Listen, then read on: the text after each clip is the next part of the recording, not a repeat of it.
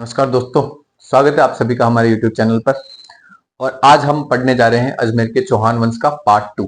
ठीक है, पहले अपन ने पार्ट फर्स्ट पढ़ लिया था। पार्ट फर्स्ट में अपन ने चौहानों की उत्पत्ति से लेकर जो है आपके विभिन्न अजय राज से लेके जो है चौहान वंश के विग्रह चतुर्थ तक का अपन ने कंप्लीट कर दिया था। आज अपन पृथ्वीराज सेकंड से चालू करेंगे, उसके बाद सोमेश्वर पढ़ेंगे और पृथ्वीराज थर्ड पढ़ेंगे। ठीक है, अपन स्कूल लेक्चर पेपर फर्स्ट के लिए रिकॉर्ड कर रहे हैं, हिस्ट्री वाला सेक्शन। ठीक है, चलिए शुरू करते हैं। फटाफट से क्विकली अपन करने का प्रयास करेंगे। पृथ्वीराज सेकंड जो है अपने विग्रह चतुर्थ के बाद शासक बनता है, लेकिन उससे पहले एक छोटा सा घटनाक्रम होता है जिसमें अपार गांगे जो है विग्रह चतुर्थ के दो पुत्र होते हैं। एक तो नागार्जुन होता है, एक अपार गांगे होता है। तो अपार गांगे जो है बड़ा पुत्र होता है और बड़े पुत्र के आधार पर ही जो है विग्रह चतुर्थ के बाद अपार गांगे को जो है शासन मिलता है। ठीक है, तो सत्ता जब इसको प्राप्त होती है तो विग्रह सेकंड द्वारा इस पर जो है ऐसा आरोप लगाया जाता है कि ये अयोग्य शासक है और अयोग्यता के आधार पर आरोप लगाकर जो है ये इसकी हत्या कर देता है। तो ये किसका पुत्र है? पृथ्वीराज सेकंड पुत्र है जगदेव का। जगदेव कौन था? जिसने अपने पिता अर्णोराज की हत्या करी थी। तो उन्हीं की परंपरा को वापस चलाते हुए पृथ्वीराज सेकंड ने अपने भौतिक बल और शक्ति के साथ जो है अपर गंगे की हत्या कर देता है और अपने पिता की भांति, इनका पिता तो पितृहंता रहा और इनकी भांति ये खुद भ्रातृहंता बन जाता है। अपने भाई चचेरे भाई की हत्या करके शासन सत्ता हासिल करता है। तो ऐसा कौन सा चौहान शासक था जो भ्रातृ हत्या का अपराधी था? ठीक है, ऐसा प्रश्न बन सकता है। तो भ्रातृ हत्या का अपराधी कौन था? पृथ्वीराज सेकंड। इसके बाद अपन देखते हैं कि पृथ्वीराज सेकंड जो है वो हांसी दुर्ग की अब एक और इवेंट होता है इस समय में। ठीक है, पृथ्वीराज सेकंड बहुत ही जो है नाजुक दौरों में शासक बनता है। ठीक है, लेकिन था बहुत योग्य और महत्वाकांक्षी शासक। ठीक है, अब देख लिया एक मैं छोटा सा वाक्यांश आपको बताता हूँ। ये जो है गौर प्रदेश है, अफगानिस्तान में पड़ता है अपने। ठीक है, तो अफगानिस्तान वाले क्षेत्र में गौर प्रदेश होता है और वहां पर जो है गौरी वंश चालू हो जाता है, गौर वंश चालू हो जाता है। वहां से जो है इससे पहले गौर वंश से पहले वहां यामिनी वंश का शासन था। तो यामिनी वंश के जितने भी शासक थे उसको जो है वो गौर वंश खदेड़ के कहां भेज देता है? पाकिस्तान के लाहौर में। ठीक है, तो यामिनी वंश का जो शासन था वो कहां स्थापित हो जाता है? लाहौर में। ठीक है, तो लाहौर से जो है वो यामिनी वंश के जितने भी शासक थे वो लाहौर से अपनी गतिविधि संचालित कर रहे थे। तो लाहौर से जब इनको पता चलता है कि यहाँ पर आसपास, दिल्ली के आसपास जो है हांसी नामक स्थान पड़ता है और हांसी में जो है दुर्ग खाली है, वहां पर कोई नहीं है, वो किला जो है चौहानों के आधिपत्य में आता था। तो उसने क्या करा, प्लान बना के, खुसरो शाह मलिक नाम था उस समय का जो शासक था ना यामिनी वंश का, उसका नाम क्या था? खुसरो शाह मलिक। तो खुसरो शाह मलिक ने अपनी सेना के साथ फुल स्ट्रेंथ के साथ जो है हांसी दुर्ग पर अटैक कर देता है। उस समय हांसी दुर्ग पर बहुत कम सैनिक थे, लेकिन बाद में पृथ्वीराज सेकंड ने हांसी दुर्ग में बहुत सारे सैनिकों को जो है भेजकर वहां दुर्ग को खुसरो शाह मलिक के आतंक से मुक्त कराया। ठीक है, तो ये बहुत महत्वपूर्ण प्रश्न पूछा जा सकता है कि हांसी दुर्ग की रक्षा का श्रेय किस चौहान शासक को दिया जाता है? तो हांसी दुर्ग की रक्षा का श्रेय दिया जाता है पृथ्वीराज सेकंड को। किससे? यामिनी वंश के किस शासक से जो है किला छीना था वापस? वो था खुसरो शाह मलिक। ठीक है, तो ये भी बहुत इंपॉर्टेंट होगा। अब हांसी दुर्ग की रक्षा करी इस आदमी ने, तो वहां पर इसकी रक्षा का कोई प्रमाण भी तो मिलना चाहिए। तो इसने एक हांसी अभिलेख खुदवाया। ठीक है, तो चौहानों का वह कौन सा शासक था जिसने हांसी अभिलेख खुदवाया था? तो वो कौन सा शासक था? पृथ्वीराज सेकंड। हांसी अभिलेख ही ऐसा अभिलेख अपने को प्राप्त होता है जिसमें चौहानों की जो है चंद्रवंशी परंपरा की, चौहानों जो है चंद्रवंशियों की संतानें मानी जाएगी, वो किस अभिलेख से अपने को प्रमाण प्राप्त होता है? वो अपने को प्रमाण प्राप्त होता है हांसी अभिलेख से, वो भी पृथ्वीराज सेकंड का है। ठीक है, उसके बाद जो है इन्होंने क्या किया, मेनाल वाले रीजन में इनकी एक रानी थी सुहुआ देवी। ठीक है, तो उस रानी सुहुआ देवी के नाम पर वो क्या रूट के चली गई थी किस क्षेत्र में? भीलवाड़ा वाले क्षेत्र में, भीलवाड़ा और चित्तौड़ वाले क्षेत्र में। तो उसी क्षेत्र में इस रानी के नाम पर इसने मेनाल वाले क्षेत्र में जो है सुहवेश्वर मंदिर का निर्माण कराया था। तो किस अजमेर के चौहान शासक ने अपनी रानी सुहुआ देवी के लिए, जो रूठी रानी भी कहलाती है, उसके लिए मेनाल वाले क्षेत्र में सुहवेश्वर मंदिर का निर्माण कराया था? तो वो चौहान शासक कौन था? पृथ्वीराज सेकंड। ठीक है, तो फिर मैंने आपको बताया था कि ये रूठी रानी कहां चली गई थी? दोहड़ वाले क्षेत्र में चली गई थी जो भीलवाड़ा में पड़ता है। ठीक है, तो वहां पर जो है इस रूठी रानी सुहुआ देवी ने क्या किया था? रूठी रानी सुहुआ देवी ने वहां पर एक अभिलेख खुदवाया था अपने पति के लिए। ठीक है, तो अभिलेख खुदवा के अपने पति के कार्यों की प्रशंसा करी, अपने पति की उपलब्धियों को बताया। तो उस अभिलेख का नाम क्या है? दोहड़ या भीलवाड़ा का अभिलेख।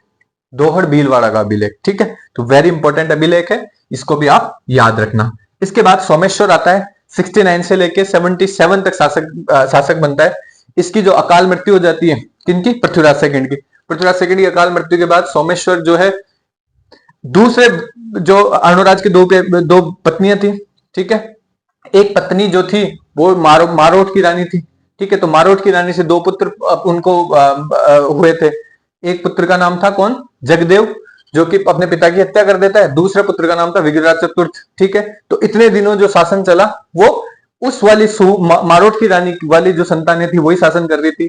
फिर दूसरी जो उसकी दूसरी जो रानी थी वो थी सोमेश्वर की माँ। सोमेश्वर की माँ का नाम था कंचन देवी, ठीक है। तो मैंने आपको जब कल उसमें समझाया था वंशावली में, तो आपको समझ में आ ही गया होगा, ठीक है। तो जब कांचन देवी जो है उसका जो बेटा था सोमेश्वर, वो जो है अपनी माँ के साथ बाद में गुजरात चला गया था। जब अजमेर पर जो है चौहानों में जो मारोठ रानी का जो डोमिनेंस वो आ गया था, तो ये जो रानी थी कांचन देवी अर्णोराज की, वो जो है अपने पीहर चली गई थी गुजरात में। तो गुजरात में अपने पुत्र सोमेश्वर के साथ वो वहां रहने लगी थी, ठीक है। वहां पर ही उसका बहुत लाड प्यार से पालन पोषण होता है सोमेश्वर का।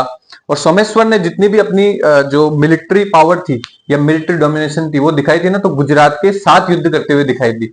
तो गुजरात के साथ युद्ध करते हुए उसने, सोमेश्वर ने कोंकण का राजा था मल्लिकार्जुन, ठीक है। तो कोंकण राजा मल्लिकार्जुन को परास्त किया था किसने, सोमेश्वर ने, ठीक है। तो सोमेश्वर ने कोंकण राज मल्लिकार्जुन को परास्त किया था, और ये इतने प्रतापी तरीके से परास्त किया था कि इसको बचपन में ही क्या नाम दे दिया गया था, प्रताप लंकेश्वर का नाम दे दिया गया था। तो इसके अभिलेखों में भी इसको प्रताप लंकेश्वर कहा जाता है, ठीक है। तो वह कौन सा शासक था, चौहान के किस शासक को प्रताप लंकेश्वर कहा जाता है, तो वो था सोमेश्वर। वेरी इंपॉर्टेंट शासक है ना। तो ये याद रखना, प्रश्न यहां से बनता है आपका। फिर दूसरा प्रश्न ये बनेगा कि इसने जो है, इसकी जो पत्नी थी, ठीक है, इसकी पत्नी का नाम था कपूरी देवी, जो पृथ्वीराज थर्ड की मम्मी थी, माता थी, ठीक है। तो इसकी जो पत्नी थी कर्पूरी देवी, वो किस राजवंश से संबंधित थी, तो वो कलचुरी राजवंश से संबंधित है। ऐसा प्रश्न पूछा गया है, तो कलचुरी राजवंश से संबंधित थी। वेरी इंपॉर्टेंट लगा लेना इसको, कि अचल राज कलचुरी की जो पुत्री थी कौन, कर्पूरी देवी, उसका विवाह गुजरात में रहते हुए सोमेश्वर के साथ कर दिया गया था। वेरी इंपॉर्टेंट, ठीक है। क्यों, क्योंकि इसने कोंकण के राजा मल्लिकार्जुन को बहुत बुरी तरह से परास्त किया था। तो उनको लगा कि यार ये आदमी तो रोचक आदमी है, तो इसको अपनी बेटी के साथ उसने शादी कर दी अचल राज कलचुरी ने, ठीक है।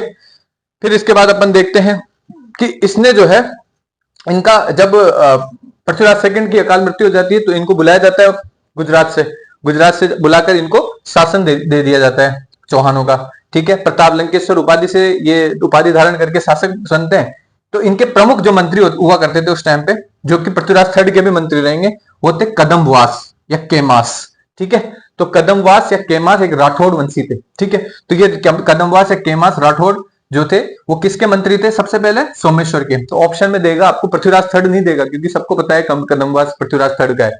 लेकिन ऑप्शन में ये भी दे सकता है कि जो कदमवास या केमास था वो किसका मंत्री था, तो पृथ्वीराज सेकंड दे देगा, विग्रहराज चतुर्थ दे देगा, ठीक है, जगदेव दे देगा, या अपार गंगे दे देगा, या सोमेश्वर दे देगा। तो आपको आंसर में अगर सोमेश्वर हो तो सोमेश्वर लगाना, पृथ्वीराज थर्ड हो तो पृथ्वीराज थर्ड लगाना। तो वेरी इंपॉर्टेंट है ये मंत्री, ठीक है, कदमवास या केमास। अच्छा, इन कदमवास की जो उपलब्धि है वो ये है, सबसे महत्वपूर्ण उपलब्धि ये है कि इन कदमवास ने जो है अपना जो नागौर वाला किला है ना, जिसे अहित छत्रपुर दुर्ग कहते हैं, तो अहित छत्रपुर दुर्ग का जो निर्माण था वो किसने करवाया था, ये कदमवास ने करवाया था, केमास ने, ठीक है। तो ये भी महत्वपूर्ण प्रश्न बन जाता है। फिर एक वैद्यनाथ मंदिर भी बनाया था किसने, सोमेश्वर ने। सोमेश्वर ने क्या किया था, अपने पिता अर्णोराज की स्मृति में एक वैद्यनाथ मंदिर बनाया था, ठीक है। तो वैद्यनाथ मंदिर जो अपने को उसमें क्या करा था, त्रिदेव की मूर्ति स्थापना करी थी, है ना। वैद्यनाथ मंदिर में तीनों देव कौन है, त्रिदेव अपने ब्रह्मा विष्णु महेश। तो ब्रह्मा विष्णु महेश की जो मूर्तियां हैं वो किसमें लगवाई थी, अपने वैद्यनाथ मंदिर में। तो वेरी इंपॉर्टेंट प्रश्न यहां से बन जाता है। मैंने गुजरात वाला डिस्कस कर ही दिया। इसका भाई था कानराज, कौन था भाई, कानराज, सोमेश्वर का भाई था कानराज, ठीक है। सोमेश्वर बचपन से ही, सोमेश्वर और कानराज दोनों बचपन से कहां रहे थे, गुजरात में रहते थे। तो गुजरात में जो है इनकी जो है वहां के गुजरात के शासक थे प्रताप सिंह सोलंकी। तो ये प्रताप सिंह सोलंकी से किसी बात पर मनमुटाव हो गया होगा बचपन में, ठीक है, कानराज का। तो कानराज का मनमुटाव हो गया। तो जब गुजरात के शासक अजमेर में आए थे, ठीक है, तो ये प्रताप सिंह सोलंकी सोचा कि अजमेर में जाके आते हैं अपने क्योंकि ये मित्र थे अच्छे, तो भाई थे, कजन थे, मित्र थे, ठीक है। तो भाई अपन मिलके आते हैं सोमेश्वर से। तो सोमेश्वर से मिलने कौन आए थे अजमेर में? प्रताप सिंह सोलंकी या प्रताप सिंह चालुक्य। तो प्रताप सिंह चालुक्य जब अजमेर आए तो ये कानराज जो है भाव खा के बैठा हुआ था कि भाई जब भी आएगा ना मैं इसको देख लूंगा, ठीक है, अकेले में मिलते हैं। तो अकेले में जैसे प्रताप सिंह सोलंकी मिला तो उसने अजमेर में इसकी हत्या कर दी। अब हत्या कर दी तो सीधी बात है हत्या का श्रेय किसको मिल गया? सोमेश्वर को, क्योंकि इस राजा के शासनकाल में इसके भाई ने हत्या कर दी इसकी। तो गुजरात वाले उनको चिढ़ मच गई। गुजरात वाले जो है इनके पुत्र थे प्रताप सिंह सोलंकी के भीम सिंह चालुक्य। तो भीम सिंह चालुक्य को आया गुस्सा। भीम सिंह चालुक्य ने जो है 1177 में जो है सोमेश्वर पर आक्रमण करके उसकी हत्या कर देता है भीम सिंह चालुक्य, ठीक है। तो वेरी इंपॉर्टेंट, किस शासक, गुजरात के शासक की हत्या अजमेर में कर दी गई थी? ये प्रश्न पूछा जा सकता है। वो था प्रताप सिंह सोलंकी। किसने करी थी? जो सोमेश्वर है उसका भाई कानराज, उसने करी थी, ठीक है। फिर उसकी हत्या का बदला लेने के लिए भीम सिंह चालुक्य ने 1777 में सोमेश्वर की हत्या कर दी थी। तो यह भी महत्वपूर्ण प्रश्न बन जाता है, ठीक है। 1777 में जो है सोमेश्वर की हत्या कर दी थी। अब इस समय, अब देखो, पूरा कानराज को शासक नहीं बना सकते थे क्योंकि ये ऑलरेडी हत्यारा है, ठीक है, इसको शासक नहीं बना सकते थे। अब वापस जो चौहान वंश है उसमें राजनीतिक शून्यता व्याप्त हो जाती है कि अब बनेगा शासक, बनेगा तो कौन बनेगा, क्योंकि कानराज को तो भगा दिया फिर, ठीक है। अब सोमेश्वर की हत्या हो गई। अब इनका 13 साल का 13 वर्षीय छोटा सा बेटा था पृथ्वीराज थर्ड, ठीक है। तो पृथ्वीराज थर्ड की जो राजनीतिक परिस्थिति है वो बहुत ही विषम राजनीतिक परिस्थितियों में शासक बनता है पृथ्वीराज थर्ड, ठीक है। लेकिन देखो 1166 में तो इसका जन्म ही होता है और 1177 में लगभग 11 वर्ष की अवस्था में, नॉट 13 वर्ष, 11 वर्ष की अवस्था में जो है इसको शासन का जो है भार मिल चुका था, ठीक है। तो 11 वर्ष की मात्र छोटी सी बाल्य अवस्था में जो है पृथ्वीराज थर्ड वहां का शासक बनता है, ठीक है। इसका बेसिकली जन्म तो हुआ था क्योंकि पृथ्वीराज थर्ड से है ना अपने को ज्यादातर मैक्सिमम जो फैक्चुअल क्वेश्चन पूछते हैं ना वो ये पूछते हैं, आप ये याद रख लेना, है ना। मैं फटाफट से फैक्ट्स बता देता हूं आपको। इसका जन्म हुआ था 1166 में। कहां पे? अनहिल पाटन में। कहां हुआ था जन्म? अनहिल पाटन, गुजरात में पड़ता है ना, गुजरात का शहर था अनिल पाटन, ठीक है। मैंने आपको बताया था कि कर्पूर देवी से वहीं पे अपने सोमेश्वर की शादी हो गई थी। तो वहां पे जो है इनकी शादी होने के बाद जो है वहां पे अनिल पाटन में ही जो है वो रहती थी उस टाइम पे कर्पूरी देवी। तो अब कर्पूरी देवी अनिल पाटन में रहती थी तो वहां पे इनका जन्म हुआ था पृथ्वीराज थर्ड का। फिर उसके बाद अपन देखते हैं कि सोमेश्वर और कर्पूरी देवी, इसके माता पिता का नाम था, इसके घोड़े का नाम था नाट्यरंबा। वेरी इंपॉर्टेंट प्रश्न, घोड़े का नाम पूछा जाता है नाट्यरंबा, ठीक है। इसका मंत्री कौन था? वही केमास राठौर जो इनका था सोमेश्वर का, कदमवास है केमास। फिर इनका सेनाध्यक्ष के बारे में पूछा जाता है, तो इनका सेनाध्यक्ष था भुवने कमल। वेरी इंपॉर्टेंट, सेनाध्यक्ष कौन था इसका? भुवने कमल, पृथ्वीराज थर्ड का, ठीक है। इनकी संरक्षिका उस टाइम पे एक काउंसिल बनाई गई थी जिसमें बहुत सारे लोग थे। इसकी जो हेड थी ना काउंसिल की हेड, वो थी कर्पूरी देवी, इसकी माता, ठीक है। कर्पूरी देवी के अलावा केमास भी था उनमें, भुवने कमल भी था। तो सब लोग मिलके जो है ये चला रहे थे, पूरी काउंसिल चला रहे थे। और वो काउंसिल ही जो थी उसको पृथ्वीराज सेकंड जब तक, थर्ड जब तक योग्य न हो जाए तब तक वो राजकार्य संभाल रही थी, ठीक है। फिर इनकी जो उपाधि है वो क्या मिलती है? जो पृथ्वीराज थर्ड है इनको क्या कहा जाता था? दल पुंगल कहा जाता था। तो दल पुंगल का मतलब होता है विश्व का विजेता, ठीक है। तो दल पुंगल को यानी कि विश्व का विजेता कौन था? अपना पृथ्वीराज थर्ड। तो दल पुंगल किसकी उपाधि का नाम, किसकी उपाधि प्राप्त होती है अपने को दल पुंगल नाम से? वो होती है अपने को पृथ्वीराज थर्ड की। वेरी इंपॉर्टेंट प्रश्न, ठीक है। फिर इसके भाई थे हरिराज, इसकी बहन थी पृथ्वीबाई, है ना। तो पृथ्वीबाई प्रभा जो थी वो इनकी बहन थी पृथ्वीराज थर्ड की। तो उसकी जो शादी थी वहां कहां हुई थी? मेवाड़ के शासक थे सामंत सिंह, ठीक है। तो मेवाड़ के शासक सामंत सिंह के साथ जो है पृथ्वीबाई की शादी करके जो है एक मैत्रीपूर्ण अपने को अजमेर और मेवाड़ की मैत्रीपूर्ण जो है उस टाइम पे संबंध रहा करते थे। क्यों? क्योंकि इन शादी किससे कर दी? अजमेर के प्रथाबाई से, ठीक है, पृथ्वीराज थर्ड की बहन से। फिर इसके बाद जो है अपन देखते हैं कि इनके दरबारी रहते हैं कुछ, तो जनार्दन बागेश्वर इनके दरबारी रहते हैं। फिर जयानक भट्ट जो है जिसने पृथ्वीराज विजय लिखी थी, वेरी इंपॉर्टेंट, जयानक भट्ट पृथ्वीराज विजय जिसने लिखी थी वो भी इनके दरबारी रहा करते थे। फिर चंद्रबरदाय जो पृथ्वीराज रासो जो लिखते हैं चंद्रबरदाय वो भी थे। उनका मूल नाम पूछा जाता है चंद्रबरदाय का, ये भी ध्यान रख लेना। इनका मूल नाम क्या था? बालिंद, ठीक है। तो वेरी इंपॉर्टेंट, चंद्रबरदाय का मूल नाम क्या था? बालिंद। फिर कुछ निर्माण कार्य भी कराए थे पृथ्वीराज थर्ड ने। क्या क्या? दिल्ली में 2 चीजें करवाई थी इन्होंने। एक तो पिथौरागढ़ का किला बनाया था दिल्ली में और दूसरा संयोगिता की हवेली बनाई थी, ठीक है। तो वेरी इंपॉर्टेंट, संयोगिता अपन देखेंगे जो कन्नौज के शासक जयचंद थे उनकी पुत्री थी संयोगिता। ठीक है, तो जयचंद की पुत्री को भगा के शादी करी थी, गंधर्व विवाह किया था किन्होंने? पृथ्वीराज थर्ड ने। Very important. अजमेर वाले क्षेत्र में क्या क्या बनवाया था? तो इसने एक डिपार्टमेंट ही बना दिया था आर्ट एंड कल्चर का, आर्ट एंड लिटरेचर का। तो कला और साहित्य विभाग किस चौहान शासक की देन है? ठीक है, पूछेगा, विग्रह चतुर्थ भी देगा ऑप्शन में, लेकिन आपको क्या लगाना है? पृथ्वीराज थर्ड। ठीक है, वेरी इंपॉर्टेंट क्वेश्चन ऐसा बन सकता है कि कला साहित्य जो विभाग है वो किसने बनवाया था? किसने बनवाया था? वो पृथ्वीराज थर्ड ने बनाया था। और उसका अध्यक्ष किसको बनवाया था? पद्मनाभ। ठीक है, तो पद्मनाभ को अध्यक्ष बनाकर कला साहित्य विभाग का निर्माण करवाता है। इसके अलावा अजमेर में और क्या काम करता है? सिहार वाला की गुफा बनाता है तारागढ़ दुर्ग में। और चामुंडा माता जो इनकी आराध्य देवी हुआ करती थी, किनकी? पृथ्वीराज थर्ड की। पृथ्वीराज थर्ड की आराध्य देवी का नाम पूछते तो कौन थी? चामुंडा माता। तो चामुंडा माता का मंदिर भी कहां बनवाता है? अजमेर में बनवाता है। तो अजमेर में 3 चीजें हैं, दिल्ली में 2 चीजें हैं, 5 चीजें बनाई है टोटल। ठीक है, वेरी इंपॉर्टेंट है। ठीक है, अपन एक ये अपने करंट में बार बार प्रश्न पूछा जा सकता है, कभी कभी आर्ट एंड कल्चर में पूछ लेते हैं कि 1978 में जो पृथ्वीराज स्मारक बना हुआ है अपने अजमेर में, तो पृथ्वीराज स्मारक को 1978 में राष्ट्रीय स्मारक का दर्जा मिल चुका है और 2000 में इसके ऊपर डाक टिकट भी जारी हो चुका है। वेरी इंपॉर्टेंट है ना, इसीलिए मैंने इसको डब्बे में रख दिया। ठीक है, तो वेरी इंपॉर्टेंट है ये भी। फिर अपन देखते हैं फिर पृथ्वीराज थर्ड की जो है राजनीतिक विजय क्या क्या थी। ठीक है, इसने क्या क्या ऐसा काम किया था। अब पृथ्वीराज थर्ड कहां रहता है? अजमेर में। ठीक है, इसके विभिन्न जो एरिया में क्या क्या किस तरीके से जो है पॉलिटिकल विजय हासिल करी वो अपन देखते हैं। अब इस वाले क्षेत्र में जो है अपने गौर प्रदेश अफगानिस्तान वाला क्षेत्र है। ठीक है, यहां से भी इसका द्वंद्व चल रहा है। ठीक है, इधर भंडानक जाति है। ठीक है, पंजाब और हरियाणा वाले क्षेत्र में भंडानक जाति बहुत ज्यादा दहाड़े मार रही है। ठीक है, वहां पे देवा भंडानक नाम का एक जो है लोकल लीडर था और उसने भंडानकों को पूरी जाति को संगठित करके चौहानों के खिलाफ भड़का रखा था। ठीक है, तो ये पंजाब और हरियाणा वाले क्षेत्र में बात कर रहा हूं मैं। फिर इधर हरियाणा में इसका जो भाई था ना अपने अपर गांगे का भाई। ठीक है, अपर गांगे का भाई था नागार्जुन। कौन था? विग्रह चतुर के 2 बेटे थे। अपर गांगे की हत्या किसने कर दी? पृथ्वीराज सेकंड ने। दूसरा भाई कौन था? नागार्जुन। ये खुद भी शासक बनना चाहता था, ये हरियाणा में दबा के बैठा हुआ था। ठीक है, तो हरियाणा में नागार्जुन जो है इसने भी इनकी तरफ अभियान जारी कर रखा था।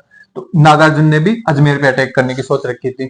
प्लस दिल्ली और हांसी ऑलरेडी अजमेर के अंतर्गत में आते ही थे। इधर कन्नौज का गैडवाल शासक भी दिल्ली पर कब्जा करना चाहता था, ये भी ध्यान से देखो आप, है ना। कन्नौज का गैडवाल शासक भी चाह रहा था कि मैं कन्नौज को जो है दिल्ली तक लेके जाऊं, तो दिल्ली पर मेरा शासन हो। तो इसमें भी ये भी अजमेर के लिए चैलेंज स्थापित कर रहा था। इधर महोबा वाले क्षेत्र में भी जो है अजमेर को चुनौती मिल रही थी। फिर पृथ्वीराज थर्ड को जो है सिरोही वाले क्षेत्र से भी कुछ राजनीतिक सत्ता राजनीतिक कुछ इच्छाएं थी इसकी कि भाई सिरोही वाले क्षेत्र को भी मैं जो है डोमिनेट करूं, एक बफर स्टेट बनाऊं। तो बफर जोन में रहेगा ना, तो गुजरात और मेरे बीच में, अजमेर के बीच में लड़ाई नहीं रहेगी, सिरोही बीच में पड़ जाएगा, तो वो एक बफर जोन की तरह काम करेगा। तो इसने क्या करा, सहसमल, सिरोही का जो राजा था सहसमल, उससे जाहिर की अपनी इच्छा कि मुझे इच्छिनी देवी से विवाह करना है, तेरी पुत्री इच्छिनी देवी से मेरा विवाह कर दे। सिरोही का राजा सहसमल शार्प था, उसको पता था कि गुजरात का शासक इस टाइम ज्यादा शक्तिशाली है, तो मैं गुजरात के शासक के साथ इसका विवाह करूं, न कि अपने अजमेर के चौहानों के साथ इनका विवाह करूं। तो इस आधार पर, और सिरोही से पास में गुजरात भी पड़ रहा है, देखो अजमेर तो काफी दूर पड़ रहा है। ठीक है, तो इस आधार पर जो है सहसमल ने अपनी दूरदर्शिता को देखते हुए अपनी पुत्री इच्छिनी देवी की जो विवाह का कार्ड है वो किसको भेज दिया? गुजरात को, कि आओ भीमदेव जी, गुजरात का उस टाइम पे शासक था भीमदेव सेकंड, कि भीमदेव जी आओ और मेरी पुत्री के साथ विवाह कर लो। अब भाई साहब पृथ्वीराज थर्ड का हो गया माथा खराब। उसने क्या करा, अजमेर से जो है सीधा वहां से घोड़ा भगाया, घोड़ा भगा के इच्छिनी देवी का किया अपहरण, और अपहरण करके इसके साथ भी गंधर्व विवाह कर लिया। तो पृथ्वीराज थर्ड के बारे में अपन देखते हैं कि न केवल इसने जयचंद गैडवाल की पुत्री संयोगिता को भगाया था, अपितु इच्छिनी देवी के साथ भी गंधर्व विवाह किया था, तो इच्छिनी देवी को भी भगा के लेके गया था। तो ये दोनों चीजें वेरी इंपॉर्टेंट है, याद रखना। ठीक है, तो गुजरात को इससे जो है, गुजरात को लगा कि हमारी प्रतिष्ठा में इससे आघात पहुंचा है, तो गुजरात और अजमेर के बीच में भी एक विवाद बढ़ गया। ठीक है, तो गुजरात और अजमेर के बीच में विवाद का महत्वपूर्ण कारण कौन सा थे? एक तो नाडोल के साथ उनका सीमा विवाद चल ही रहा था, जो मैंने कहा था कि वो चाह रहा था, अजमेर वाले खुद चाह रहे थे कि भाई नाडोल और सिरोही वाला क्षेत्र एक बफर जोन बन जाए, और इससे क्या होगा, हम दोनों जो शक्तियां हैं, जो महत्वपूर्ण रीजनल पावर है, गुजरात भी महत्वपूर्ण रीजनल पावर है, चौहान भी महत्वपूर्ण रीजनल पावर है, तो दोनों टकराएंगे नहीं और हमारे बीच में जो द्वंद्व है वो बचा रहेगा। ठीक है, तो इस आधार पर जो है गुजरात में गुजरात वालों के साथ साथ क्या क्या विवाद था कि नाडोल सीमा का विवाद था। इसके अलावा आबू की जो राजकुमारी थी इच्छिनी देवी, उसके साथ अजमेर वालों ने विवाह कर लिया था पृथ्वीराज थर्ड ने। और सोमेश्वर की हत्या का जो कांड था वो अभी तक भी पृथ्वीराज थर्ड भूल नहीं पाया था कि सोमेश्वर की हत्या कर दी थी ना इन्होंने। लेकिन फिर क्या होता है, देखो ये तीनों महत्वपूर्ण अपने इसके कारण थे गुजरात के साथ युद्ध के। ठीक है, तो गुजरात के साथ एक युद्ध होता है, तो जब इच्छिनी देवी से विवाह किया अजमेर के चौहानों ने, तो इसने क्या करा, सीधा नागौर तक चढ़ाई कर दी। तो जब ये चढ़ा आपने गुजरात वाला गुजरात से भाग वहां पे जाता है सीधा, क्योंकि सिरोही से इसको बाईपास मिल ही जाता है, तो यहाँ पे क्या पड़ता है सीधा नागौर। तो नागौर वाले क्षेत्र तक जो है अपना कौन चला गया था, भीमदेव सेकंड। तो नागौर वाले क्षेत्र में जाके 1184 के आसपास जो है एक युद्ध होता है भयंकर, जिसमें अजमेर और नागौर के बीच में, अजमेर और गुजरात के बीच में युद्ध होता है नागौर वाले क्षेत्र में जाके। तो नागौर वाले क्षेत्र में जाके युद्ध होता है, तो उस युद्ध में जो है बेसिकली दोनों शक्ति बहुत शक्तिशाली होती है, दोनों जो पावर थी वो बहुत शक्तिशाली होती है। ठीक है, तो दोनों चौहान भी शक्तिशाली, गुजरात भी शक्तिशाली। तो इस आधार पर जो है वो टाई रहता है मैच। ठीक है, तो मैच टाई रहता है तो उसकी मध्यस्थता होगी, तो मध्यस्थता होगी और उसकी एक मैत्री संधि बनेगी। तो मध्यस्थता किसने करी थी, उस समय मध्यस्थता करी थी जगदेव प्रतिहार ने, वेरी इंपॉर्टेंट शासक है। तो अजमेर और गुजरात के बीच में हुए युद्धों की मध्यस्थता करने वाला शासक कौन था, अपना जगदेव प्रतिहार, वेरी इंपॉर्टेंट है। ठीक है, तो इसने मध्यस्थता करी थी और इन दोनों के बीच में मैत्री संधि करवा दी थी। ठीक है, फिर इसके बाद अपन देखते हैं गुजरात वाले शासन की, अपने को समस्या पता चल गई, गुजरात वाले शासन के साथ युद्ध पता चल गया, इच्छिनी देवी के साथ क्या प्रॉब्लम चल रही थी वो पता चल गया। इधर भंडानक जाति थी, उसने देवा ने 1182 में अटैक किया था, अजमेर के चौहानों ने वापस उसको काउंटर अटैक करके भंडानकों को शांति किया। ठीक है, तो 1182 में परास्त कर दिया भंडानकों को। फिर नागार्जुन को जो है हरियाणा में जाके अजमेर के चौहानों ने पृथ्वीराज थर्ड की उसमें सेनाध्यक्षता में जाके नागार्जुन को भी न्यूट्रलाइज किया। ठीक है, तो नागार्जुन की भी हिम्मत नहीं थी, अब नागार्जुन भी न्यूट्रल हो गया, भंडानक भी न्यूट्रल हो गए, इधर अपन देखते हैं गुजरात भी न्यूट्रल हो गया। ठीक है, क्योंकि दोनों के बीच में क्या होगी, संधि होगी जगदेव प्रतिहार की मध्यस्थता में। अब देखिए आप, इससे पहले जब भंडानकों को ये मतलब उसके साथ उनमें युद्ध में व्यस्त था, उस समय महोबा ने फायदा लेना चाहा अजमेर के खिलाफ, कि अजमेर के कुछ क्षेत्र को अपन जीत लेते हैं, क्योंकि वो भंडानकों के खिलाफ बिजी है 1182 में, इधर बिजी थे। ठीक है, तो इन्होंने क्या करा, महोबा ने जानबूझ के जो है अजमेर को थोड़ा उकसाने की कोशिश करी। तो जब अजमेर वाले उकसने लगे, और ये इसको जो है सीधा बैकिंग किससे मिल रही थी, कन्नौज के प्रतिहारों से, कन्नौज के गैड वालों से। तो कन्नौज के गैडवाल ने महोबा वालों को बोल रखा था कि तुम जो है इस क्षेत्र को जीतो और तुम्हारे ऊपर अगर अजमेर ने अटैक किया तो मैं संभाल लूंगा। ठीक है, तो महोबा वाले ने सोचा कि ठीक है, अपने भी कुछ एरिया अजमेर वालों ने जकड़ रखे हैं तो अपन वो एरिया तो छुड़वा लेते हैं। तो इस आधार पे जो है महोबा वाले ने अजमेर के कुछ एरिया पे अटैक करना शुरू कर दिया। तो जब अटैक करेगा तो इधर जो है भंडानकों के खिलाफ इनका विद्रोह चल ही रहा था।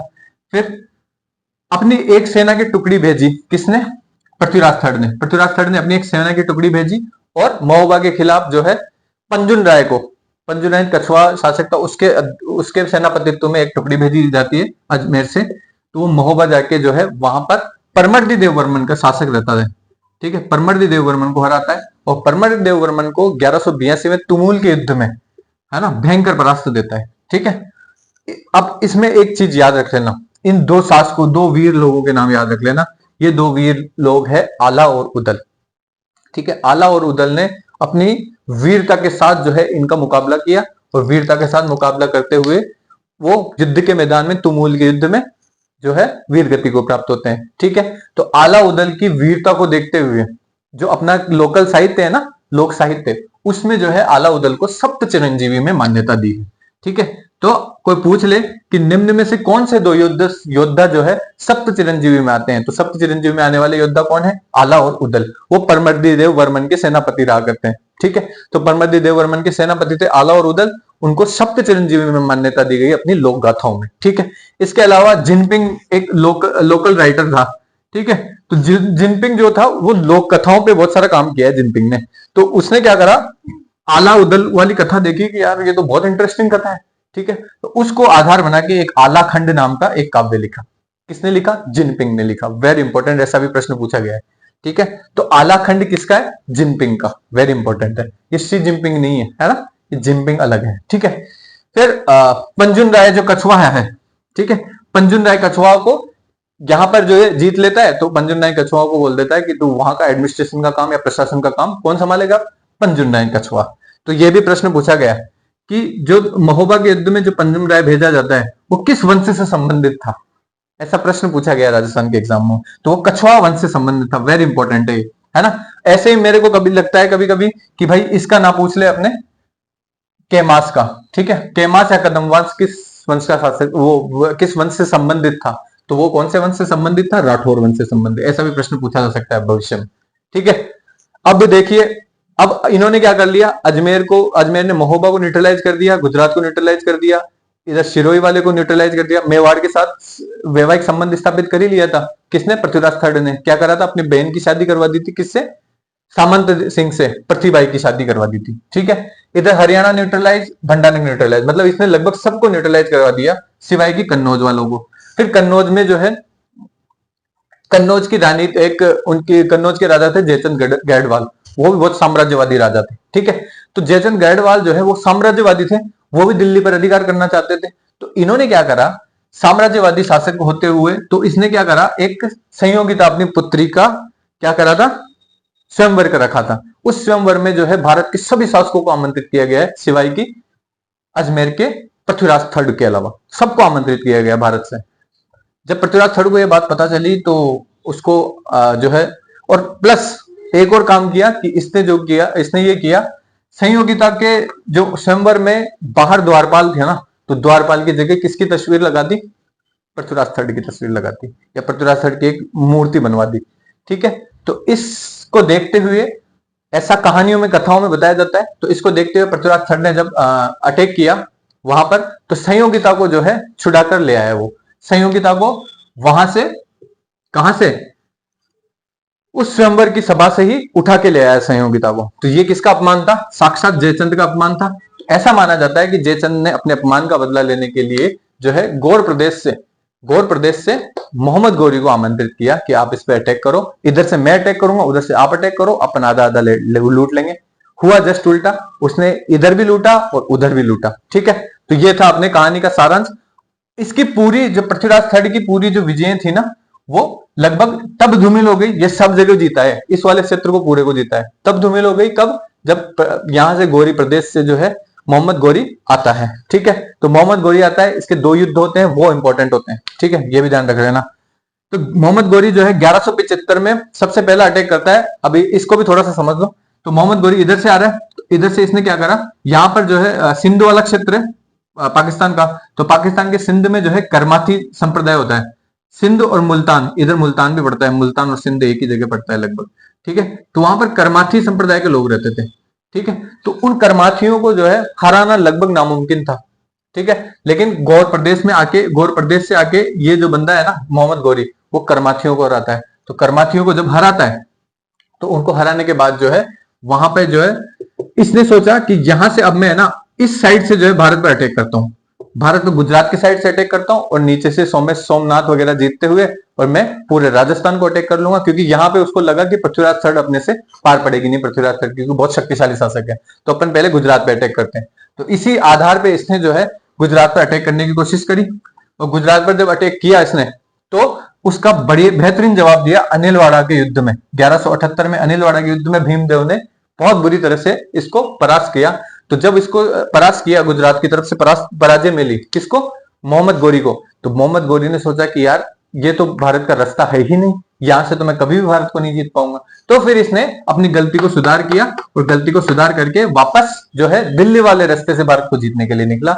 तो 1191 में दिल्ली वाला एरिया जीतने के लिए इसने क्या करा, सबसे पहले तबर हिंद या भटिंडा, ठीक है। तो तबर हिंद का किला था वहां पे, जिसको भारत पाकिस्तान के बॉर्डर पे आजकल भटिंडा कहा जाता है ना, ठीक है। तो भटिंडा वाला जो क्षेत्र है पंजाब में जो पड़ता है आज के वर्तमान भारत में, ठीक है। तो भटिंडा वाले या तब्बर हिंद के दुर्ग पर इसने क्या करा, अपना सबसे पहला अटैक करा था। तो सबसे पहला, और वो ये जो क्षेत्र था भटिंडा वाला क्षेत्र, पंजाब वाला क्षेत्र, वो किसके अंडर आ रहा है, वो आ रहा है अजमेर के चौहानों के अंडर में, ठीक है। तो भटिंडा वाले क्षेत्र में इसने सीधा अटैक करा, और वहां पे अपने काजी जियाउद्दीन को बैठा देता है भटिंडा में, ठीक है। तो जब पृथ्वीराज थर्ड को पता चला कि भटिंडा का दुर्ग तो सीधा किसके अधीन आ गया, ये अधीन आ गया किसके, मोहम्मद गौरी के, तो वहां पर अटैक करता है कौन कौन, पृथ्वीराज थर्ड, गोविंदराज तोमर और सामंत सिंह, ठीक है। तो सामंत सिंह कौन, मेवाड़ वाला, ठीक है।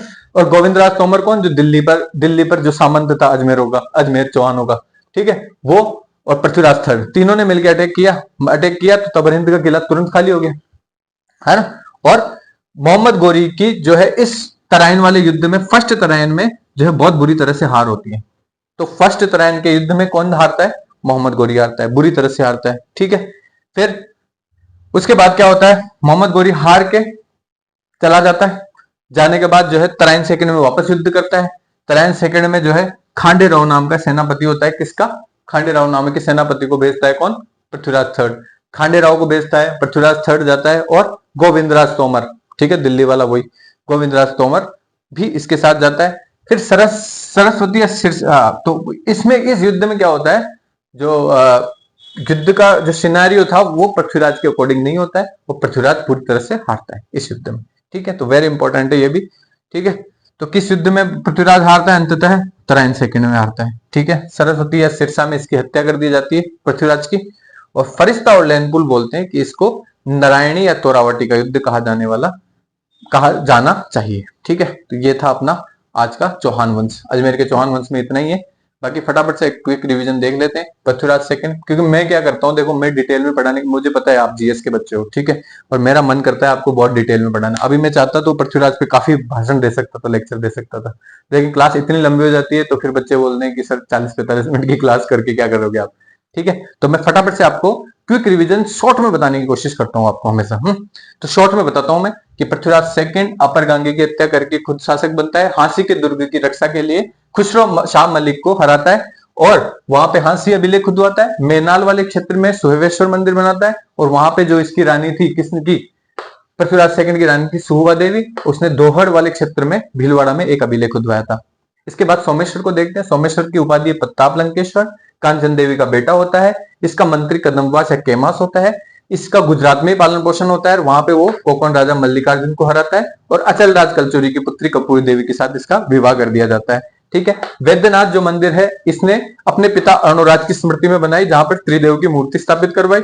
इसके भाई कानराज ने प्रताप सिंह सोलंकी जो गुजरात का शासक था उसकी हत्या कर दी थी, और उसका बदला लेने के लिए भीम सिंह चालुक्य, प्रताप सिंह का जो पुत्र था, भीम सिंह चालुक्य ने 1177 में सोमेश्वर की हत्या कर दी थी। इसके बाद 11 वर्षीय पुत्र पृथ्वीराज सेकंड थर्ड को शासक बनाया जाता है। इसका जन्म 1166 में अहिल पाटन वाले क्षेत्र में होता है, और सोमेश्वर और कपूर देवी इसके माता पिता थे, और इसका घोड़ा नाट्यरंबा कहलाता था, मंत्री केमास राठौड़, और सेनाध्यक्ष भुवने कमल, वेरी इंपॉर्टेंट, ठीक है। संरक्षिका कर्पूरी देवी, उपाधि दलपुंगल विश्व विजेता, भाई था हरिराज, इसकी बहन थी प्रथाबाई, और इसकी प्रथाबाई की जो शादी थी वो मेवाड़ के सामंत सिंह के साथ हुई थी, जो कि पानीपत के फर्स्ट युद्ध में, तराइन के फर्स्ट युद्ध में जो है मारा जाता है, कौन, सामंत सिंह। फिर इसके दरबारी हुआ करते थे जनार्दन और बागेश्वर, और जयानक भट्ट जो था उसने पृथ्वीराज विजय लिखी थी, चंद्रप्रदाय ने पृथ्वीराज रासो लिखी थी। इसके प्रमुख निर्माण कार्यों में जो है दिल्ली में इन्होंने पिथौरागढ़ का किला बनाया था, इसके अलावा संयोगिता की हवेली भी दिल्ली में बनवाई थी। फिर अजमेर में जो है कला साहित्य विभाग का निर्माण कराया था, जिसकी अध्यक्षता किसने करी थी, पद्मनाभ ने। फिर सिहरा वाला गुफा बनाई थी तारागढ़ दुर्ग में, चामुंडा माता का मंदिर जो कि इनकी आराध्य देवी